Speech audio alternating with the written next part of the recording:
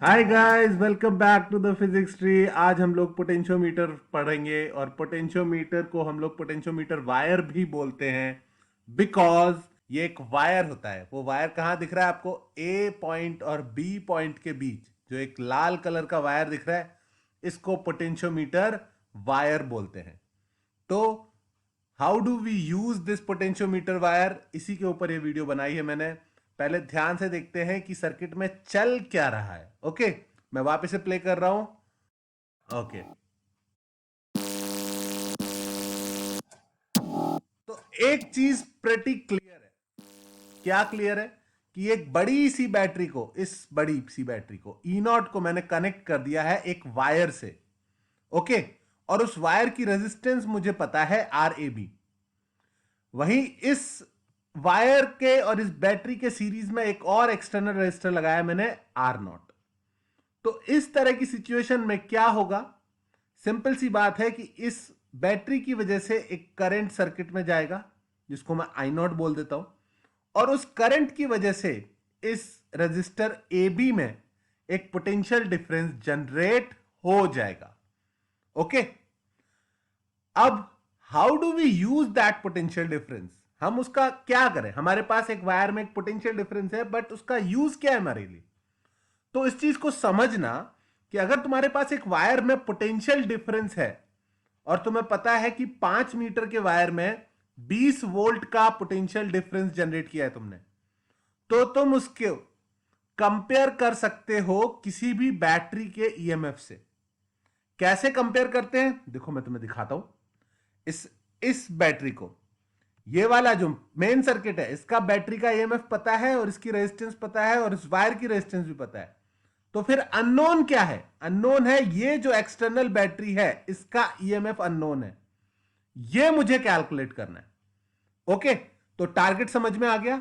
इस ईएमएफ को कैलकुलेट करने के लिए अभी तक मैंने इस सर्किट को यहां से अनअटैच कर रखा था, इसको कनेक्ट नहीं किया था।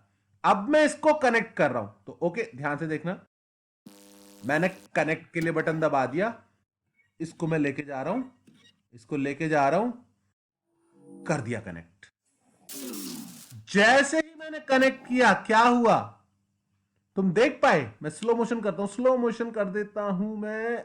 जैसे ही कनेक्ट किया, जो बैटरी से करंट आ रहा था, अब वो दो पार्ट्स में ब्रेक हो गया।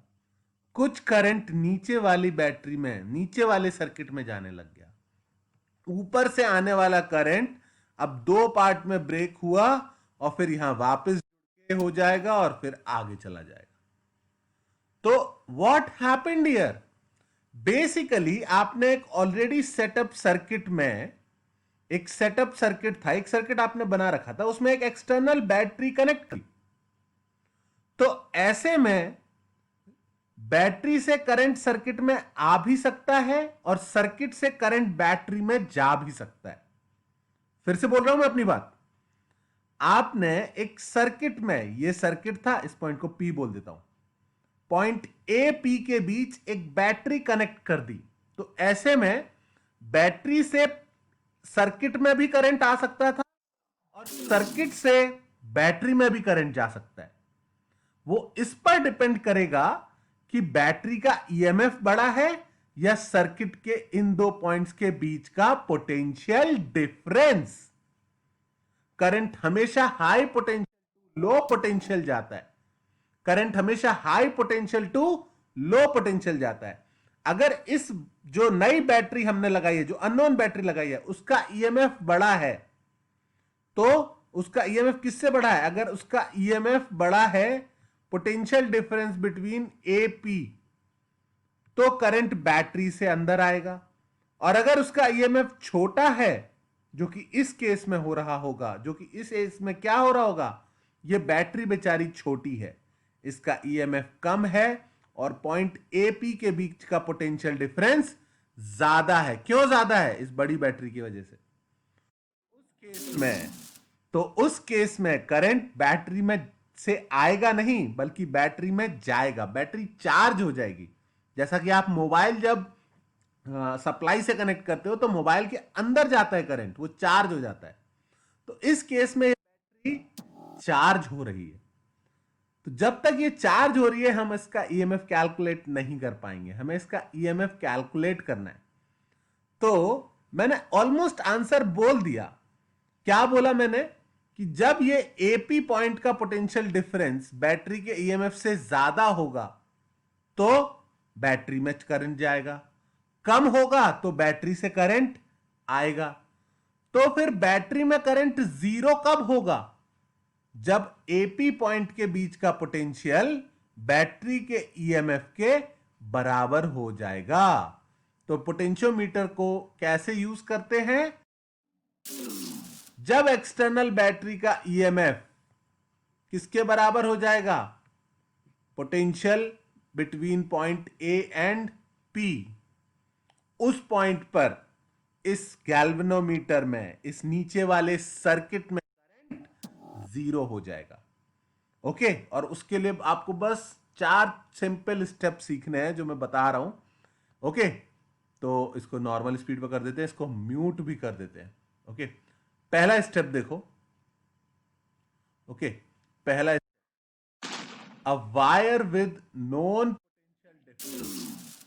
Okay, a wire with known potential difference and length is called potentiometer wire। Potentiometer wire कोई भी वायर हो सकता है जिसका पोटेंशियल डिफरेंस और लेंथ आपको पता हो। ओके ओके, अच्छा, दूसरा स्टेप में हमने पोटेंशियोमीटर वायर के अक्रॉस पोटेंशियल डिफरेंस निकाला। अरे आपको ओम्स लॉ तो पता ही होगा। ओम्स लॉ में क्या बोलते हैं? V is equals to I R. इस वायर का पोटेंशियल डिफरेंस, इस पूरे वायर के across potential difference, A B के अक्रॉस पोटेंशियल डिफरेंस कितना होगा? Current into resistance of A B. Okay, current कैसे निकालेंगे? ऑब्वियस सी बात है, करंट कैसे निकालेंगे? इस पूरे सर्किट का करंट निकालना है तो इस सर्किट की ईएमएफ ई नॉट को डिवाइड कर दो इस सर्किट की रेजिस्टेंस, जो कि हो जाएगी R1 प्लस R2। क्योंकि ये दोनों रजिस्टर डेफिनेटली किसमें है? सीरीज में है, दोनों में सेम करंट जा रहा है। तो करंट भी मिल गया, करंट से potential difference in the wire भी मिल गया। तीसरा step, calculate the potential gradient. Potential gradient क्या होता है? इट्स लाइक जैसे आप कॉस्ट पूछते हो ना कि इस कपड़े की क्या कॉस्ट है, तो आपको पूरे कपड़े की कॉस्ट नहीं बताई जाती है। क्या बताई जाती है? Cost per metre, that's cost per unit length. तो ऐसे ही पोटेंशियल पर यूनिट लेंथ क्या है? मान लो 50 वोल्ट का पोटेंशियल डिफरेंस आया वायर ए बी में, 50 वोल्ट, और ए बी की लेंथ है 10 मीटर्स। तो पोटेंशियल ग्रेडियंट कितना हो गया बच्चों? 5 वोल्ट पर मीटर। इसके 1 मीटर पे पोटेंशियल डिफरेंस कितना है? 5 वोल्ट का। ओके, अच्छा, पर अभी हमारी प्रॉब्लम सॉल्व नहीं हुई। अभी तो इस बैटरी में करंट जा रहा है, ठीक है। तो हम अब क्या करेंगे? लास्ट स्टेप कर रहा हूं, ध्यान से देखना बच्चों। ओके, लास्ट स्टेप में हम क्या करेंगे कि we are moving it now, we are moving contact, we are moving this contact. इसको हम तब तक मूव करेंगे जब तक नीचे वाले पार्ट में करंट जीरो ना हो जाए। There will come a time, मैंने क्या बताया? एक ऐसा टाइम आएगा जब नीचे वाले सर्किट में इस बैटरी में करंट जाना जीरो हो जाएगा। और वो कब आएगा? जब इस बैटरी का ईएमएफ किसके बराबर हो जाए? पॉइंट ए और पॉइंट पी। अब ये नया पी यहां पर आ गया ना, तो इस पुराने वाले को हटा देता हूं। जब इस बैटरी का ईएमएफ ए और पी के पोटेंशियल डिफरेंस के बराबर हो जाएगा, तब इस बैटरी से ना तो सर्किट में कोई करंट आएगा, ना सर्किट से बैटरी में कोई करंट जाएगा। Is that clear? ओके, अगर ये नल पॉइंट अचीव हो गया, नल पॉइंट पर गैल्वेनोमीटर में करंट कितना हो जाएगा? जीरो। मैं आपको फिर से दिखा देता हूं, क्योंकि ना आप मेरी बातों में फंसे रह गए। ठीक है, पहले कनेक्ट किया था, उसके बाद कनेक्ट करके आगे खिसका ला रहे हैं इसको। देखो, कांटेक्ट पॉइंट को आगे लेके आ रहे हैं। नीचे वाले सर्किट में करंट कम होता जाएगा, और कम होते होते होते एक पॉइंट ऐसा आएगा जब नीचे वाले सर्किट में करंट जीरो हो जाएगा। और इस पॉइंट पर वो जीरो हो गया। जीरो क्यों हो गया?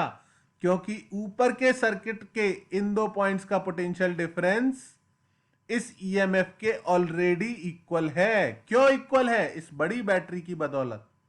ओके, और उस केस में हम इसका ईएमएफ कैलकुलेट कर सकते हैं। अब हमें बस क्या चाहिए? Potential difference between point A and P चाहिए। ओके, तो potential difference between A and P कैसे निकालें? वो लास्ट स्टेप है। EMF of unknown battery, EMF of unknown battery होगा E इज इक्वल्स टू के x1। यहां पर x1 ये वाली डिस्टेंस है between point A and P। तो मैं आपको एक लाइन में समझा देता हूं कि ये के x1 क्या आया। इतनी देर से मैं बोल रहा हूं कि ईएमएफ किसके बराबर होगा? उन दो पॉइंट्स के पोटेंशियल डिफरेंस के बराबर जहां पर नल पॉइंट आ गया, ए और पी के बीच का पोटेंशियल डिफरेंस। और वो कैसे निकालूं मैं? सीधी सी बात है, टोटल अगर एल लेंथ पर पोटेंशियल डिफरेंस कितना है? VAB। एल लेंथ पर पोटेंशियल डिफरेंस कितना है? VAB। यहां से यहां तक का पोटेंशियल डिफरेंस कितना है? VAB। तो 1 का पोटेंशियल डिफरेंस कितना होगा? VAB by L. तो x1 लेंथ का पोटेंशियल डिफरेंस कितना होगा? सिंपल है, VAB by L into x1। और अगर आपने ध्यान दिया हो तो VAB बाई एल को ही मैंने क्या लिखा था? Potential gradient. तो फॉर्मूला तो बड़ा आसान है, लेकिन उसके पीछे की कहानी कॉम्प्लिकेटेड है। ओके, आपको पोटेंशियल ग्रेडियंट का मतलब समझ में आना चाहिए, और आपको यह समझ में आना चाहिए कि नल पॉइंट क्यों अचीव होता है। ज्यादातर लोगों को प्रॉब्लम होती है कि नल पॉइंट क्यों आता है, ये उनको समझ में नहीं आता है। इसके लिए मैंने एक बड़ा अच्छा एग्जाम्पल सोच के रखा है, मैं नेक्स्ट पेज पे आप लोगों को दिखाता हूं।